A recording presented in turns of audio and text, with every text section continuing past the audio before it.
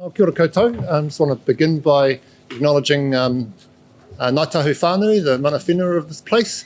I want to acknowledge this building that we're in. Good to see you standing strong, and thank everyone here for coming out on a cool winter's night. I've got 7 trips and tricks and tips for containing community.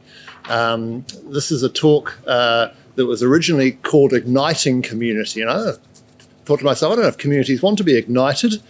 I don't know if they want to be contained either, but I thought that this name cuts to the chase for me in this challenge of working in organic and emergent and non-hierarchical ways. I think the word containment is often felt as a negative, as a constraint. We want to contain the outbreak, we want to contain the problem.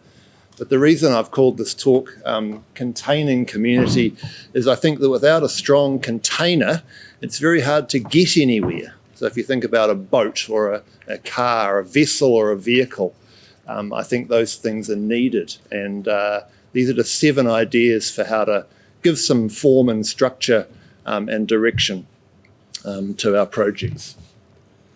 The first, this really comes from an asset-based community development way of thinking, and so these are really 7 assets, and these are fairly obvious, but hopefully there's some nuance in here that's useful or interesting. Identity is an asset. Any group of people, I think, will have a look and a feel, and if we can articulate that and amplify it, then I think we make that group stronger and more enabled. But I also think particularly genealogy and lineage, often we think of identity as something that's going to carry us forward. But if I've learned anything from my interactions with the Māori world, it's that the past is really the thing that gives us momentum and gives us guidance and helps us navigate the future. Membership is an asset. I work with lots of groups and communities and they don't know who their community is. They have a general idea, but the idea of actually having a list of names, a lot of groups have databases, but I think those are often very out of date and there's not a lot of information in there about who's a core member or who's more peripheral. So anything that can help provide clarity about what's in and what's out, I think is useful. And particularly in the transition. It's often easy to join things, it's hard to leave things. It's hard to leave things cleanly. So if there's a process for helping people know that maybe they're done with that group for now, and a process of helping them exit with dignity and for the group to be clear about who's no longer around. Form is an asset. I think any legal organisation has the benefit of having an org chart, having some clarity about who the employees are, who the management is. So if we want to move away from that and experience and experiment without those formal structures, we almost need to pay extra attention to the shape, not less. So if it's not an org chart or legal structure, what is it? What are the ceremonies and rituals or other practices we can use to define the boundaries?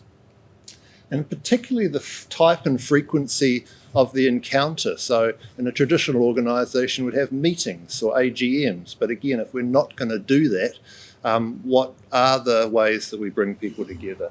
What's the rhythm, particularly the heartbeat, the cadence that provides that group with clarity? Knowledge is an asset, but not just intellectual property, not just what we know. I think once we move out of the traditional, conventional organisation, we get into some murkier territory about how do we know things, or what do we do with the things that we know. So I think that this is some of the challenge of working outside the box, is needing to actually think quite a lot harder about the things we believe in. Learning is an asset. The idea of a learning organisation is not new. For me, that goes back to Peter Senge's 5th discipline, 1998, I think it was. But I think, again, while this is important for any organisation, It's particularly key when we are working in community and the currency perhaps is non-financial, and we need other currencies with which to support our interactions. And I think knowledge and learning and the ability to grow. Why would I be part of something that didn't have extrinsic rewards? Well, it's probably intrinsic rewards. So what are they, and how can we support those? And I wouldn't be afraid to write it down and codify it. I think textbooks and curriculums and all of those things are really useful. Similarly with purpose. Often purpose is an immediate sort of short-term thing, but I'd love to see more groups publishing manifestos and describing in precise terms what it is that they're a stand for, what winning looks like to them. And if it's not, again, that explicit space, then I think it's the harder questions, the tacit, the water we swim in. That's the thing that really drives the group forward. And finally, I think a lot of this stuff comes down to shifting from a transactional paradigm into a relational paradigm. And it's not just traditional things like allies and sponsors and partners, but I think it's the deeply traditional practices of the place we're in, the historical moment we're in, the stories we tell, what our sacred cows are, and the food that we share with each other. So those are just 7 ways that I think about building community and building networks in a non-hierarchical and non-centralized manner. Thank you for your attention, and we'll pick up some questions at the end.